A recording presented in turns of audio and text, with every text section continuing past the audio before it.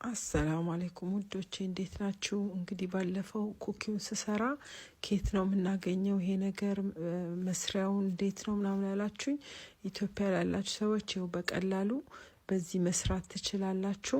እንደዚህ የሃይላንድ ክዳን እንደዚህ ቆርጣችሁ ላስቲክ ውስጥ አርጋችሁ እኔ እንደሰራሁት ማረግ ትችላላችሁ። ሞክሩት።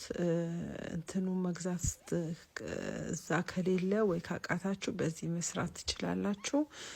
ኢንሻአላህ ሞክሩት።